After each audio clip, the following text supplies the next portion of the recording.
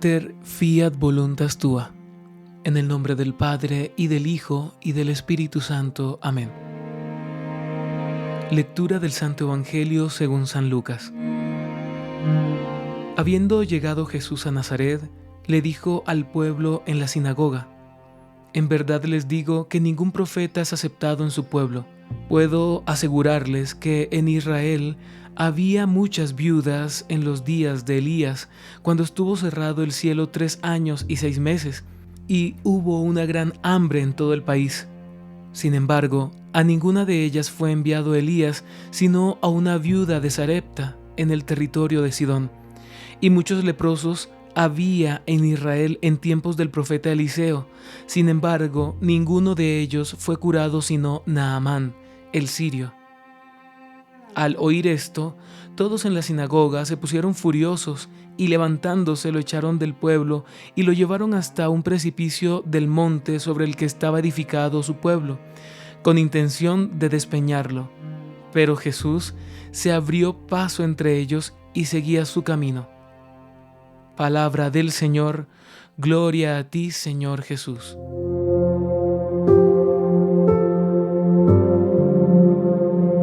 En el Shemá de hoy, Jesús pone de manifiesto una verdad patente, que ningún profeta es aceptado en su pueblo. Lamentable realidad que el Señor aclara respecto también a lo venidero que tiene que ver con su Pascua, pues sabía que el pueblo que le vio crecer y al que tanto le dio iba a ser el que mucho pediría para él, su muerte. Y pone de manifiesto 2 ejemplos de 2 profetas muy amados por su pueblo para dar testimonio de lo que él mismo está diciendo, recordándoles que en Israel hubo muchas viudas, pero Elías en la hambruna fue enviado a una mujer de Sarepta, o Eliseo que sanó de su lepra a Naamán, el sirio, habiendo muchos leprosos en Israel. Con esto nos está queriendo decir el Señor que por más que hagamos parte del pueblo en el que el Señor esté presente en cuerpo, sangre, alma y divinidad, no quiere decir que solo por eso ya tendremos de Él todo lo que necesitemos, como si el privilegio de tenerle nos hace acreedores de salvación sin ninguna búsqueda, trabajo, lucha o disposición propia alguna. Así pues, la salvación no nos viene de Dios por ser parte de su pueblo, de su iglesia, simplemente, sino también por la disposición del corazón para creer en Él. Es más, ser parte de su pueblo nos pone en una responsabilidad muy alta en cuanto que somos los primeros llamados a creer en Él, respetarle completamente y darnos a Él sin medida. Sin embargo, y sucede con la Sagrada Eucaristía, como lo tenemos cerca todo el tiempo, somos testigos de lo que sucede cuando el sacerdote dice las palabras consecratorias y aunque no lo vemos con nuestros ojos humanos, presenciamos el momento en el que sucede la transubstanciación. En otras palabras, somos parte del pueblo que le ha visto y le ve, que está con él, pero que al parecer no le da todo el valor que se merece. Como si el estar con un alguien todo el tiempo hiciera que perdiera el completo valor que se merece, dejándole de desear, de buscar, de reconocer o encontrándole simplemente allí y tratarlo sin la fe que se merece. Eso mismo dice de Elías y Eliseo. Los israelitas los tenían a ellos, pero su fe en Dios no era lo suficientemente profunda y sólida, no era lo suficientemente cercana como para ser privilegiados por Dios a través, en este caso, del profeta Elías, sino solo a una mujer pagana que en su humildad y sencillez recibe de Dios un hermoso milagro. O en el caso de Eliseo, que recibió a Naamán para que éste fuera sanado de su lepra y el cual, en su fe, recibió de Dios dicha gracia y bendición que otros de su pueblo no recibieron. Estas 2 referencias entonces nos hablan de la misión de Jesús pero aún más de nuestra misión y responsabilidad. Primero, nuestra misión es ir a donde el Señor nos envía, para cumplir también la misión de la iglesia que somos, de ser mano extendida de Dios que toca el mundo.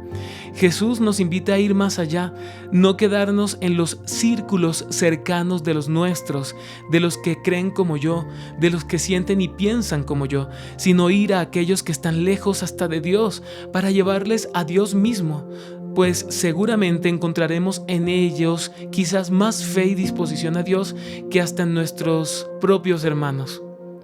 2.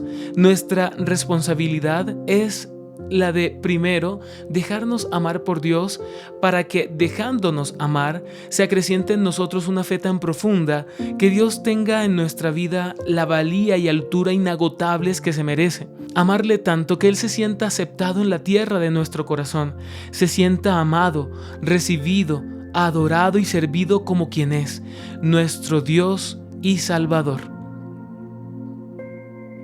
Y hay un detalle más, hermanos, en el Evangelio del día de hoy, en el que después de Jesús decirle esto que les dijo, que es muy fuerte para ellos, porque Jesús les está diciendo que otros que no son los de su pueblo fueron los que recibieron bendición de Dios y no aquellos que hacían parte del pueblo escogido. Y nos dice el texto que, levantándose furiosos, lo echaron fuera del pueblo y lo llevaron hasta un precipicio del monte sobre el que estaba edificado su pueblo. Miren esta paradoja, hermanos, que nos plantea el evangelista San Lucas el día de hoy. Y es que por nuestra rutinización, que en términos del evangelio de hoy es ese enfurecimiento, por la verdad que Cristo nos dice ante el reclamo por nuestra rutinización en la Eucaristía, nos dice que el pueblo lo llevó hasta aquel despeñadero o ese precipicio del monte sobre el que estaba edificado y cimentado su pueblo. Asimismo, nosotros llevamos a Cristo a ese precipicio sobre el que está cimentada nuestra vida para despeñarlo allí, para sacarlo de nuestra vida, como si Cristo fuera un delincuente y un malhechor. Cuando nosotros nos rutinizamos a alguien, hacemos eso con nuestra vida y en nuestra vida.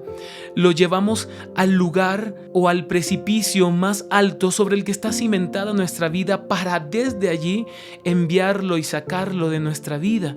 Para que toda la base de nuestra vida, para que todo el fundamento de nuestra vida vea cómo enviamos a ese precipicio, a ese despeñadero, a aquel que es simiente y aquel que es base propia de la vida misma.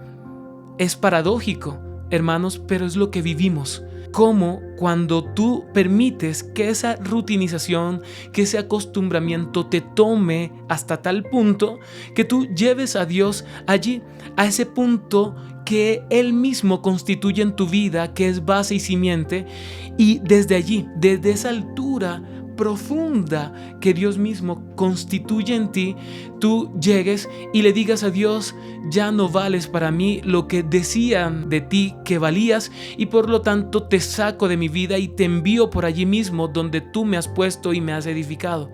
Es peligroso, hermanos, entonces, la rutinización y el acostumbramiento. Es peligroso, hermanos, entrar en esa lógica que es tentación del demonio, porque podemos estar dando, entre comillas, muerte a Dios y estar dándole vida a aquello que en nosotros se ha convertido en un témpano frío, que es la rutinización y el acostumbramiento. Por eso, amemos cada día más la Eucaristía, busquemos amarla más, amar el estar presente ante el Santísimo Sacramento de rodillas.